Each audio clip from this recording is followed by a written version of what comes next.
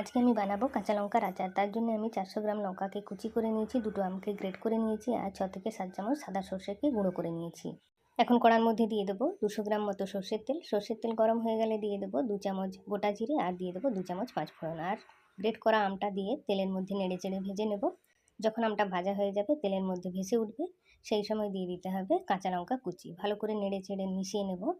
এখন দিয়ে দেবো এর মধ্যে পরিমাণ মতো নুন আর দিয়ে দেবো 2 চামচ হলুদ গুঁড়ো। নুনের পরিমাণটা একটু বেশি দিতে হবে, আচারে নুনের পরিমাণটা একটু বেশিই লাগে। ভালো করে নেড়ে চেড়ে মিশিয়ে নেব যতক্ষণ না লঙ্কাটা ভালোভাবে ভাজা হয়ে যাচ্ছে ততক্ষণ। লঙ্কাটা ভাজা হয়ে যাওয়ার পরে এর মধ্যে দিয়ে দেবো সর্ষে গুঁড়ো আর কাশ্মীরি লঙ্কা গুঁড়ো। সর্ষে গুঁড়োটা দেওয়ার পরে হালকা আঁচে 2-3 মিনিট ভালো করে কষিয়ে নেওয়ার পরে গ্যাসের ফ্লেমটা বন্ধ করে দেবো।